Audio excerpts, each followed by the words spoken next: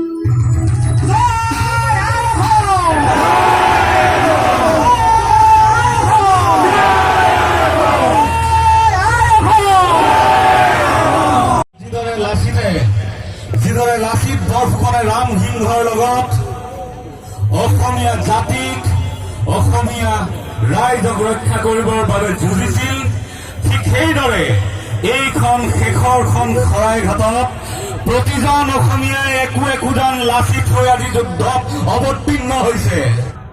আজি সেই লাচিত নাই, সেই বুলি আমি হতাশ হলে নহব। প্ৰতিজন ডেকা ল'ৰা লাচিত হৈ আগুৱাই যাব লাগিব, কাৰণ এই যুঁজত বাহুৰ বলৰ প্ৰয়োজন নাই, লাগে লাচিতৰ মনোবল। এইখন অসমৰ মাননীয় মুখ্যমন্ত্ৰী সৰ্বানন্দ সোণোৱাল ডাঙৰীয়াৰ গৃহ চহৰ। মুখ্যমন্ত্ৰী ডাঙৰীয়া, আপুনি আজি নিজ চকুৰে চাই লওক, 4বাৰকে ভোট দিলে আপোনালোকক ৰাইজে কি ভুল কৰিছিলে, যাৰ পৰাচিত কৰিবলৈ ৰাইজ আজি এই ৰ'দত ইয়াত বহিবলগীয়া হৈছে। ৰাইজে কি ভুল কৰিছিলে, কি ভুলৰ পৰাচিত কৰিবলৈ ৰাইজ আজি ইয়াত বহিবলগীয়া হৈছে। এইখন আপোনাৰ গৃহ চহৰ, ইয়াৰ মানুহে আপোনাক যিমান মৰম কৰিছিল অসমৰ কোনেও নকৰিলেও হ'ব। আমাৰ এই আন্দোলনটোক দুৰ্বল কৰি পেলাব। আজি দেখা গৈছে ইয়াত বিশাল জনতা, এই বিশাল জনতাই কি সূচায়, তেওঁলোকে সূচায় যে আমি এই অন্যায় মানিব নোখোজো। আৰু ডিব্ৰুগড় উকিলান্তৰ ফালৰ পৰা মই এটা কথা আপোনালোকক এছুৰেঞ্চ দিছো যে এই আইন বাতিল নোহোৱা পৰ্যন্ত ডিব্ৰুগড় উকিল সন্থাই আপোনালোকক প্ৰতিটো খোজত সহযোগ আগবঢ়াই যাব।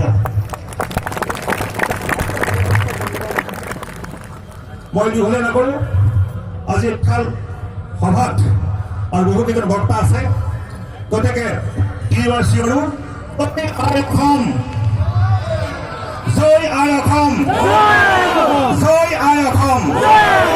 ধন্যবাদ। আমি ডিব্ৰুগড় উকিল সন্থাৰ সন্মানীয় সভাপতি অজিত বৰগোহাঁই ছাৰক ধন্যবাদ জ্ঞাপন কৰিছো। আৰু তেওঁলোকে এটি কথা ঘোষণা কৰিছে যে এই কা আন্দোলনত জড়িত বহু ব্যক্তিক চৰকাৰে ষড়যন্ত্ৰমূলকভাৱে গ্ৰেপ্তাৰ কৰিছে আৰু তেওঁলোকে বিনা পইচাৰে তেওঁলোকে কোনো মাননি নোলোৱাকৈ সেইসকল ব্যক্তিক সহায় কৰি আছে। গতিকে আপোনালোক সকলোৱে উকিল সন্থাৰ কাৰণে এটি হাত চাপৰি দিবৰ কাৰণে আমি বিনম্ৰভাৱে অনুৰোধ জনাইছো। আৰু আজিৰ এই অনুষ্ঠানটি আয়োজন কৰাৰ কাৰণে উকিল সন্থাৰ তৰফৰ পৰা আমাক তেওঁলোকে স্ব-ইচ্ছাই 50,000 টকাৰ বৰঙণি আগবঢ়াইছে বিভিন্ন ৰাইজক সহযোগিতা আগবঢ়াবৰ কাৰণে। আমি ছাত্ৰ সন্থাই উকিল সন্থাৰ ওচৰত আমি চিৰকৃতজ্ঞ। আশা ৰাখিছো আহি থাকিবলগীয়া দিনত তেওঁলোকে যিদৰে এই কা বিৰোধী আন্দোলনত সহায় সহযোগিতা আগবঢ়াইছে আমি তেওঁলোকৰ ওচৰত চিৰকৃতজ্ঞ হৈ থাকিম। আৰু প্ৰত্যেক দিনে আমাৰ সংগ্ৰামত তেওঁলোকে জড়িত হৈ আমাক যি উৎসাহ উদ্দীপনা দিছে তাৰ কাৰণে আমি তেওঁলোকৰ ওচৰত চিৰকৃতজ্ঞ। এতিয়া আমি আমাৰ মাজত থকা মহিলাসকলক তেওঁলোকৰ অনুষ্ঠান পৰিৱেশন কৰিবলৈ অনুৰোধ জনাম। আৰু তাৰ লগে লগে আমাৰ মাজত আহি উপস্থিত হৈছে এই সদৌ অসম ছাত্ৰ সন্থাৰ সন্মানীয় সাধাৰণ সম্পাদক সংগ্ৰামী জনতাক উদ্দেশ্যি বক্তব্য প্ৰদান কৰিব আৰু মই 10 মিনিটমানৰ ভিতৰত সন্মানীয় নাৰী সমাজৰ তৰফৰ পৰা পৰিৱেশন কৰিবলগীয়া এই সংগীত অনুষ্ঠানটি শেষ কৰিবৰ কাৰণে অনুৰোধ জনাইছোঁ আৰু লগে লগে সদৌখন ছাত্ৰ সন্থাৰ সাধাৰণ সম্পাদক হৰেণজ্যোতি গগৈ ডাঙৰীয়াৰ বক্তব্য আপোনালোকক উদ্দেশ্যি প্ৰদান কৰিব আৰু খন্তেক সময়ৰ পিছতে আমাৰ মাজত আহি উপস্থিত হ'ব কি ডক্টৰ নগৰ শইকীয়া ছাৰ ডিব্ৰুগড়ৰ সমগ্ৰ নাগৰিক সমাজৰ হৈ তেখেতে আমাৰ আগত বক্তব্য প্ৰদান কৰিব মই সংগীত অনুষ্ঠানটি আগবঢ়াই দিবৰ কাৰণে অনুৰোধ জনাইছোঁ আৰু বৰগোহাঁই ছাৰক ধন্যবাদ জ্ঞাপন কৰিছোঁ ধন্যবাদ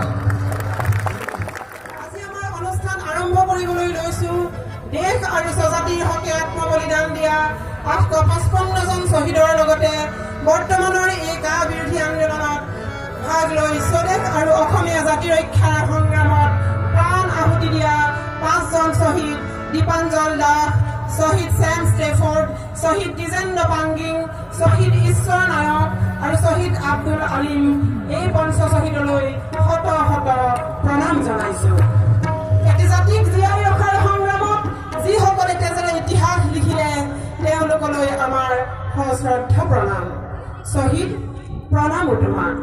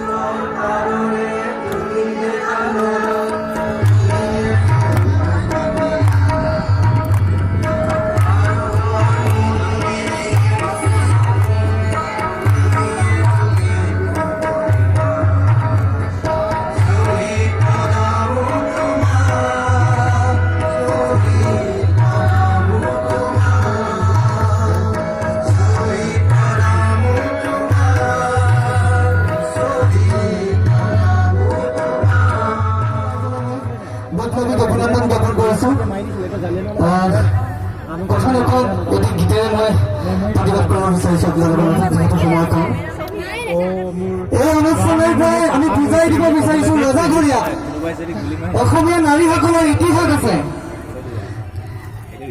গতিকে এই অনুষ্ঠানৰ পৰা নীলা গাভৰু জন্ম হ'ব লাগিব লাচিত জন্ম হ'ব লাগিব কনক লতা জন্ম হ'ব লাগিব তেনেকুৱা এটি গীতেৰে মই অনুষ্ঠানটো আৰম্ভ কৰিছো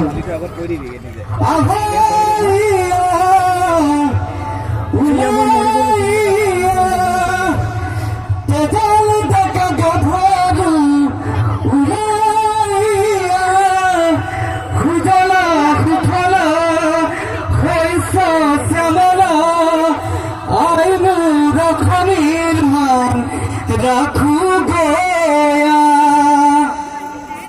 মোলা গাভৰু সবালে দেখো রে মান রাখিবানে দেখো রে মান রাখিবানে দেখো রে কাজনে জীবন আহুর প্রিয় দিবানে কনকলতা সবানে দেখো রে মান রাখিবানে দেখো রে মান রাখিবানে দেখো রে কাজনে গুলি পুকু পাতি লবানে মোহন গুনে বহিওখি গরি মারে গুরিওখি ফতিত গুনে রে তুমি হুয়া হতি হাবিত্রী দেখি জাতিমান আনিবা জুরি ও মই লুই তোর পাজরে অসমীয়া ধন্যবাদ জয় অসম জয় অসম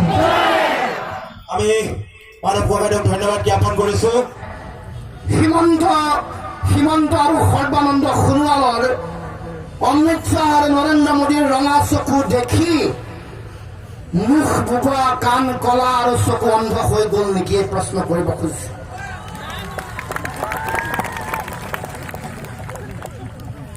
গতিকে যদিহে তোমালোকৰ ইমান অমৰ প্ৰেম বিদেশীৰ প্ৰতি কাৰণ নিজৰ নাগৰিকসকলক ৰক্ষণাবেক্ষণ দিয়াটো সাংবিধানিক দায়িত্ব বিদেশীসকলৰ প্ৰতি তোমালোকৰ অহৈতুক দৰদ কিমান তোমালোকৰ দৰদ কিয় দৰদ তোমালোকে কি কাৰণে কৰিছা মৰম কিহৰ ইয়াৰ লগত নিশ্চিতভাৱে ৰাজনৈতিক মুনাফা লাভৰ চিন্তা জড়িত হৈ আছে দিল্লীয়ে বিচাৰিছে যে অসমীয়া মানুহ যিহেতু স্বাভিমানী মানুহ অসমীয়া মানুহৰ তেওঁলোকে মেৰুদণ্ড ভাঙি এটা পংগু জাতিসত্তাত পৰিণত কৰিবৰ কাৰণে ষড়যন্ত্ৰ ৰচনা কৰিছে।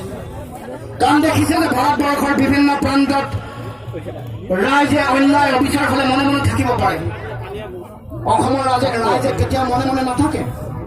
কাৰণ যেতিয়া এই কাহ হোৱা নাছিল